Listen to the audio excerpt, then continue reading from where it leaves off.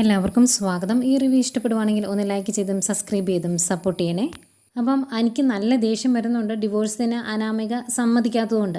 അപ്പം നല്ല ദേഷ്യപ്പെട്ട് അനി സംസാരിക്കുമ്പം വേണു പറയുവാണ്, നീ ഇങ്ങനെ കിടന്ന് ചൂടായിട്ട് കാര്യമൊന്നുമില്ല, പെണ്ണിൻ്റെ മാനത്തിനും പെണ്ണിൻ്റെ വാക്കിനുമാണ് ഇവിടെ പ്രാധാന്യം, അതാണ് നീ കണ്ടത് എന്ന് പറയുമ്പം അതിന് മാനാഭിമാനം ഉള്ളവർക്കല്ലേ അത് എന്ന് അനി പറയുന്നു. അന്നേരം ഭയങ്കരമായിട്ട് അങ്ങ് പുച്ഛിക്കുവാണ് വേണു. നീ മിക്കവാറും ഈ ജന്മം മൊത്തം ഇതിന് പുറകെ നടക്കുകയുള്ളൂ, ഞങ്ങൾ ഡിവോഴ്സ് തരാൻ ഉദ്ദേശിച്ചിട്ടില്ല എന്നൊക്കെ പറഞ്ഞിട്ടാണ് പോകുന്നത്. അന്നേരം ഇതെല്ലാം കേട്ടിട്ട് നിവിൻ മിണ്ടാതെ നിൽക്കുക. അവർ പോയി കഴിയുമ്പം അനി ചോദിക്കുന്നുണ്ട്, നീ എന്താടാ ഇതെല്ലാം കേട്ടിട്ട് മിണ്ടാതെ നിൽക്കുന്നതെന്ന് ചോദിക്കുമ്പം, എടാ അവൾ ജഡ്ജിയുടെ മുമ്പിൽ കരഞ്ഞ് പറഞ്ഞിട്ടുണ്ടെങ്കിൽ അതിന് തന്നെയാണ് പ്രാധാന്യം. പിന്നെ എത്ര ദിവസം കഴിഞ്ഞ് ഇനി വരാൻ പറഞ്ഞതെന്ന് ചോദിക്കുമ്പോൾ 3 മാസം കഴിഞ്ഞാണ് എന്ന് പറയും.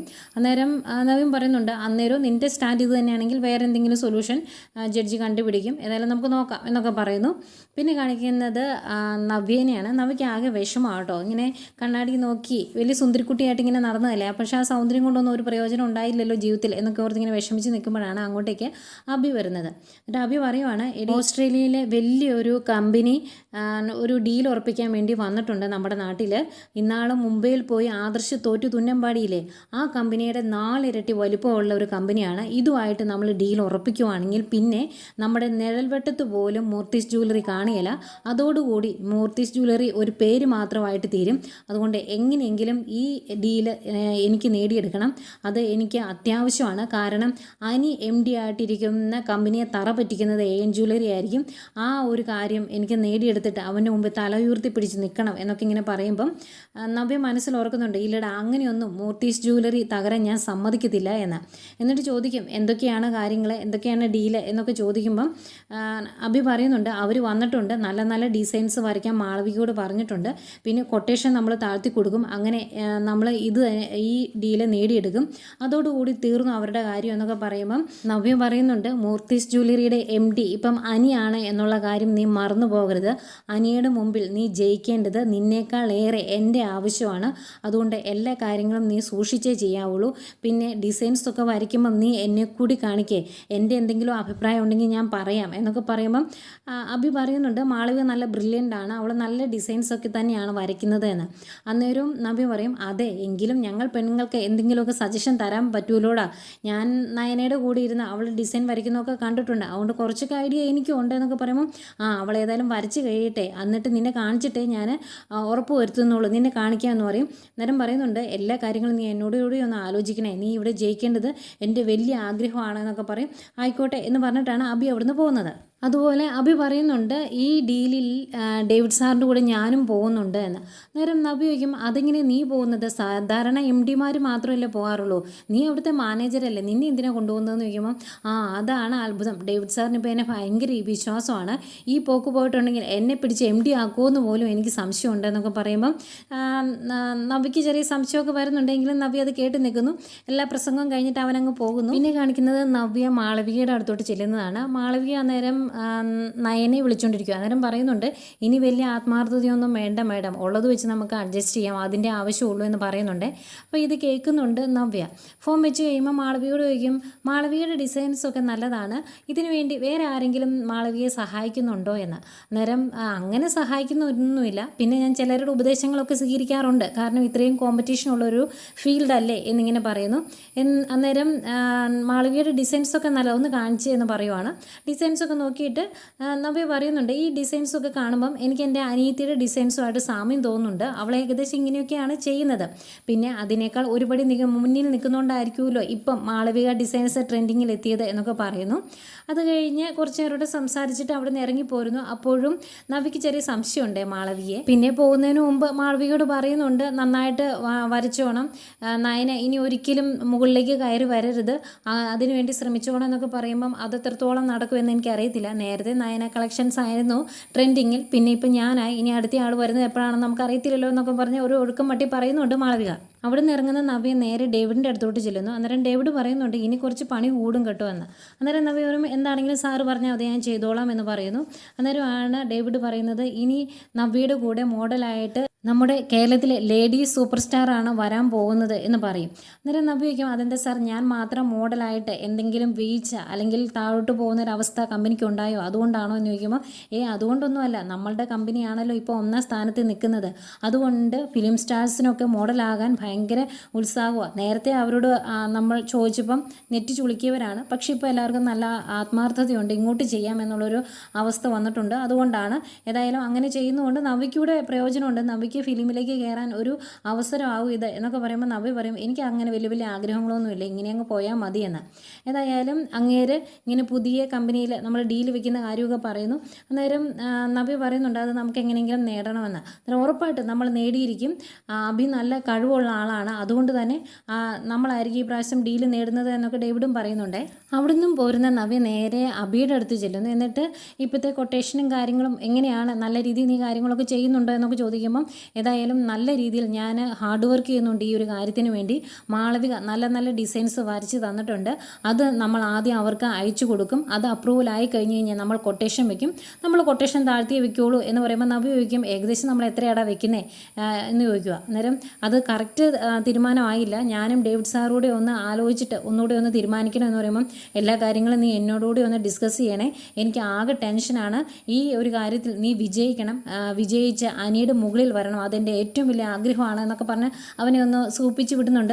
അന്നേരം ഉറപ്പായിട്ടും ഇതെല്ലാം ഞാൻ നിന്നെയും കൂടെ കാണിച്ചിട്ടേ അപ്രൂവ് ചെയ്യുള്ളൂ, നീ നോക്കിക്കോ, നമ്മളിവിടെ വിജയിക്കും, അവൻ എൻ്റെ മുന്നിൽ തല താഴ്ത്തി നിൽക്കുന്നത് എനിക്ക് കാണണം എന്നൊക്കെ പറയുമ്പം വീണ്ടും നവ്യ പറയുക, എടാ അങ്ങനെ നിൻ്റെ മുന്നിൽ അവൻ തല താഴ്ത്തി നിൽക്കുന്നത് എനിക്ക് കാണാൻ പറ്റില്ലല്ലോ, അതൊരു സങ്കടമാണ് എന്ന് പറയുമ്പം നിന്നെ കൂടെ കൊണ്ടുപോകാനൊന്നും പറ്റത്തില്ല, ഏതായാലും അങ്ങനെ ഒരു അവസരം കിട്ടുമ്പോൾ ഞാനത് വീഡിയോ ആയിട്ട് ഷൂട്ട് ചെയ്ത് നിന്നെ കൊണ്ട് കാണിക്കാം, ഈ പ്രാവശ്യം അവൻ തകർന്നടിയും, പിന്നെ മൂർത്തി ജ്വല്ലറി കാണിയേല എന്നൊക്കെ പറഞ്ഞ് ഭയങ്കര സന്തോഷത്തിലാണ് അഭി.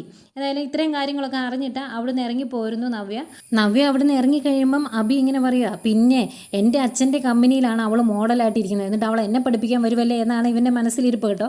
അവിടെ നിന്ന് ഇറങ്ങുന്ന നവ്യ ആദ്യമേ വിളിക്കുന്നത് നവ്യയുടെ കൂട്ടുകാരിയാണ്. എന്നിട്ട് എന്തൊക്കെയോ ഡോക്യുമെൻ്റ് അവൾക്ക് അയച്ചു കൊടുക്കും, അത് ആദർശേട്ടന് അയച്ചു കൊടുക്കണമെന്ന് പറയുന്നുണ്ട്. ഈ ഡീലുമായിട്ട് ബന്ധപ്പെട്ട കാര്യങ്ങളാണ് അയച്ചു കൊടുത്തേക്കുന്നത്. എന്നിട്ട് പറയുവാണ്, ഇവിടെ തുടങ്ങുവാണ് AN ജ്വല്ലറിയുടെയും അഭിയുടെയും അധപതനം, അവൻ്റെ അടിവേര് ഞാൻ ഇളക്കും, ഇനി അങ്ങോട്ട് മൂർത്തീസ് ജ്വല്ലറിയുടെ വളർച്ചയും AN ജ്വല്ലറിയുടെ തകർച്ചയായിരിക്കും എല്ലാവരും കാണാൻ പോകുന്നത് എന്നൊക്കെ പറയുന്നു. എല്ലാ കാര്യങ്ങളും കൂട്ടുകാരെ പറഞ്ഞ് ബോധ്യപ്പെടുത്തിയതിന് ശേഷം നവ്യ ഫോം വയ്ക്കുവാണ്.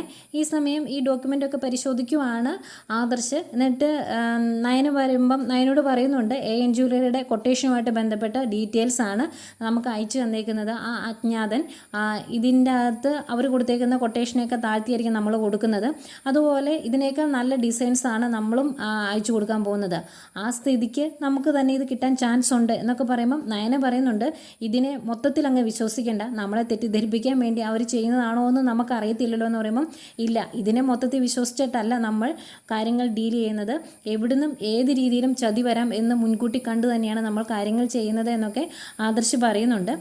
അതുപോലെ ആദർശ് പറയുന്നുണ്ട്, ഈ ഡീലിൽ മൂർത്തീസ് ജ്വല്ലറി പങ്കെടുക്കുന്നില്ല എന്നൊരു കാര്യം എല്ലായിടത്തും പരത്തണം, അങ്ങനെയാണെങ്കിൽ മാത്രമേ അവർ അനിയെ ചതിയിൽപ്പെടുത്താതിരിക്കുകയുള്ളൂ, അതിനുള്ളത് ചെയ്യണമെന്ന് പറയുന്നു. എന്നിട്ട് പിറ്റേ ദിവസം അവർ അമ്പലത്തിൽ വെച്ച് കാണുന്നുണ്ട്, അനിയോട് കാര്യങ്ങളൊക്കെ പറയുന്നു, എങ്ങനെയാണ് ചെയ്യേണ്ടതെന്നൊക്കെ പറഞ്ഞിട്ട് അതിൻ്റെ കൂടെ പറയുന്നുണ്ട്, നീ വീട്ടിൽ എല്ലാവരെയും തെറ്റിദ്ധരിപ്പിക്കണം, നീ ഈ ഡീലിൽ പങ്കെടുക്കുന്നില്ല എന്നുള്ള രീതിയിൽ സംസാരിക്കണം, പ്രത്യേകിച്ച് അഭിയുടെയും അഭിച്ചിയുടെയും ഒക്കെ മുന്നിൽ.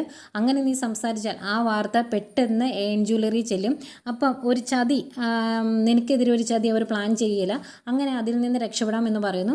അതുപോലെ മാളവിക കളക്ഷൻസ് ആണ് ഡിസൈൻസൊക്കെ വരച്ചേക്കുന്നത്, മാളവികയാണ് ഡിസൈൻസൊക്കെ വരച്ചേക്കുന്നത്, അത് ഏതാണ് എന്ന് നമുക്കറിയാം, അതിനേക്കാൾ പെർഫെക്റ്റ് ആയിട്ടുള്ള ഡിസൈൻസാണ് നമ്മൾ വെക്കുന്നത്, അതുപോലെ കൊട്ടേഷനും അവർ വെച്ചതിനേക്കാൾ താഴ്ത്തിയേ നമ്മൾ വെക്കുകയുള്ളൂ, ഉറപ്പായിട്ടും നമുക്ക് ഈ ഡീൽ കിട്ടും, പിന്നെ ഇതിൻ്റെ ഇടയിൽ ചതി നടക്കാതിരിക്കാനുള്ള കാര്യങ്ങളാണ് നമ്മൾ ചെയ്യേണ്ടത് എന്നൊക്കെ പറയും. എന്നിട്ട് ആദർശ് പറയുന്നുണ്ട്, ഇവിടെ നീ വിജയിക്കണം, നീയും ഞാനും കൂടി ഒത്തുചേർന്നിട്ടുണ്ടെങ്കിൽ പിന്നെ നമ്മളെ തകർക്കാൻ പറ്റില്ല എന്ന് എതിരാളികൾക്ക് മനസ്സിലാകണം, അതിനുവേണ്ടിയാണ് നമ്മൾ ഇതൊക്കെ ചെയ്യുന്നത് എന്ന് പറയുന്നു.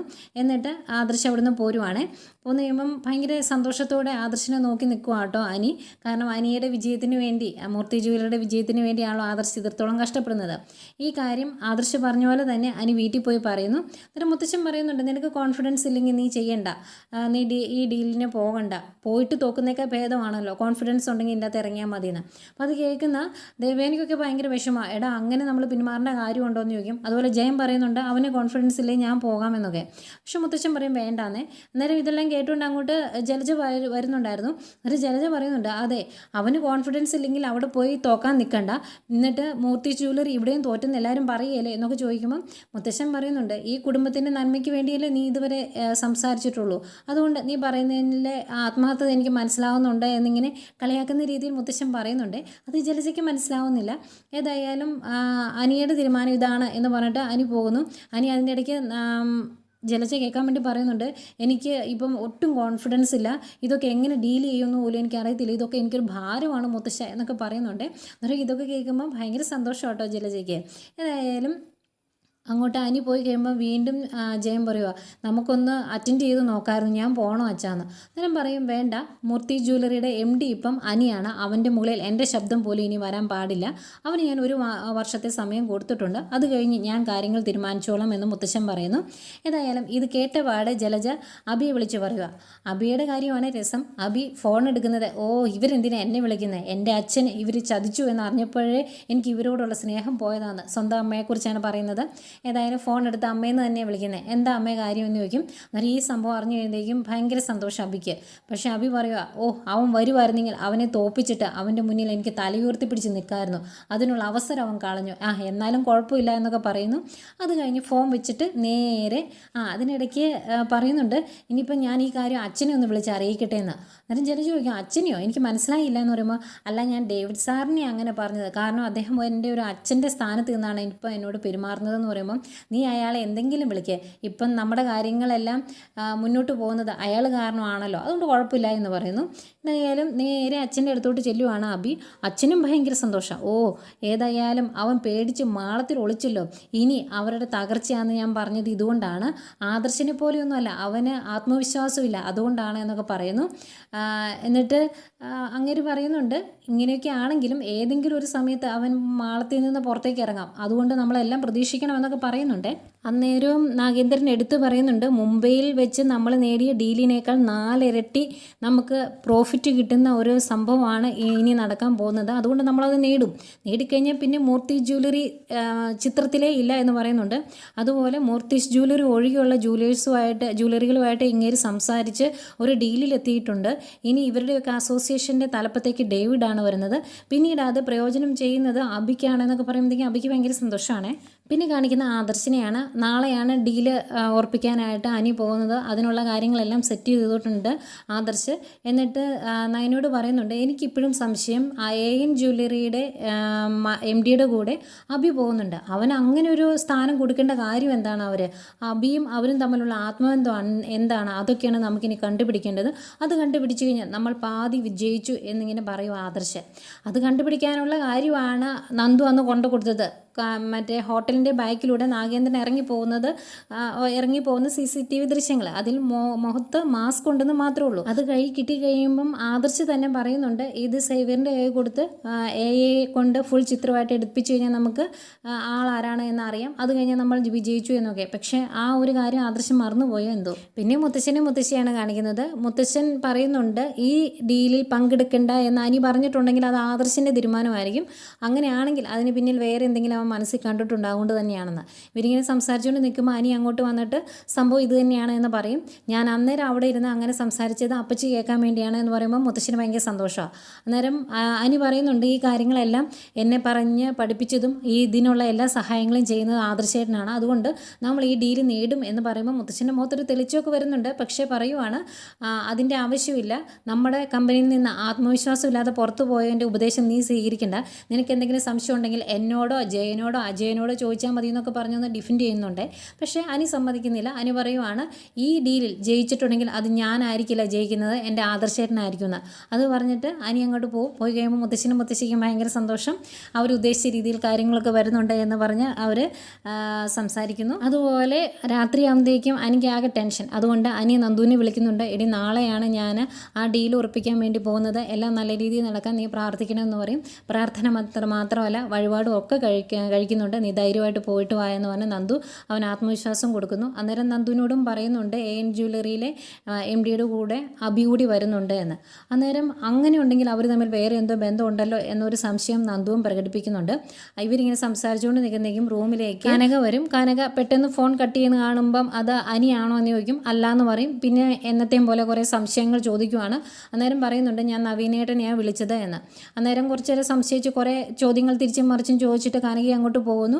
എന്നിട്ട് നേരെ അത് ഗോവിന്ദനോട് പോയി പറയുന്നു. അന്നേരം ഗോവിന്ദൻ പറയും സംശയം ഉണ്ടെങ്കിൽ നീ ഒന്ന് നവീൻ മോനെ വിളിച്ചു നോക്കുക എന്ന്. അന്നേരം രാത്രിയിൽ എങ്ങനെയാണ് നമ്മൾ ഒരു ആവശ്യമില്ലാണ്ട് വിളിക്കുന്നത്, എന്തെങ്കിലും പറയണ്ടേന്ന് ചോദിക്കുമ്പം നീ ഒന്ന് വിളിച്ചു നോക്കുക എന്ന് പറയും. അങ്ങനെ നവീനെ വിളിക്കുന്നു. അന്നേരം എന്താ ആൻറ്റി എന്താ വിശേഷം എന്നൊക്കെ ചോദിക്കുമ്പോൾ മോനെ ഇപ്പോൾ ഇങ്ങോട്ടൊന്നും കാണാറില്ലല്ലോ, അതുകൊണ്ട് ഞാൻ ചുമ്മി ഒന്ന് വിളിച്ചതായെന്ന് പറയും. അന്നേരം നവീൻ പറയുന്നുണ്ട് ഞാൻ അങ്ങോട്ട് വരാറില്ല എന്നേ ഉള്ളൂ, നന്ദുവിനെ ഇടയ്ക്കൊക്കെ കാണാറുണ്ട്, കുറച്ച് മുമ്പ് വരെ ഞങ്ങൾ സംസാരിച്ചേ ഉള്ളൂ ഫോണിലൂടെ എന്ന് പറയുന്നതെങ്കിലും ഭയങ്കര ആശ്വാസം. പിന്നെ വിവാഹക്കാരും ചോദിക്കുന്നു. അന്നേരം എന്ത് ചെയ്യാനാ, അമ്മയ്ക്ക് ഇഷ്ടപ്പെടുന്ന ആളെ എനിക്ക് ഇഷ്ടപ്പെടുകയില്ല, എനിക്ക് ഇഷ്ടപ്പെടുന്ന ആളെ അമ്മയ്ക്ക് ഇഷ്ടപ്പെടുകയില്ല, അങ്ങനെ പോവുകയാണ് എന്ന് പറയുവാണേ. അന്നേരം കനക ഒന്ന് ഉപദേശിക്കുന്നുണ്ട്, അങ്ങനെ പോയിട്ടുണ്ടെങ്കിൽ പ്രായം മുന്നോട്ട് പോകും കേട്ടോ എന്നൊക്കെ. എന്തായാലും ഇനി ഒരു ദിവസം വീട്ടിലോട്ട് വന്ന് ഒന്ന് ഫുഡ് കഴിക്കണം, ഒരുമിച്ചിട്ട് നമുക്ക് എല്ലാവർക്കും കൂടെ ഫുഡ് കഴിക്കണം എന്നൊക്കെ പറഞ്ഞിട്ട് കനക ഫോം വയ്ക്കുന്നു. ഫോം വെച്ച് കഴിയുമ്പം നവീൻ ഇങ്ങനെ ഓർക്കുക എനിക്കുള്ള പെണ്ണ് അമ്മയുടെ വീട്ടിൽ തന്നെ ഉണ്ട് എന്ന്. അങ്ങനെ ഓർക്കുന്ന നവീനെയും അതിനിടയ്ക്ക് നന്ദുവിനെയും കാണിച്ചുകൊണ്ട് ഇന്നത്തെ കഥ തീരുന്നു.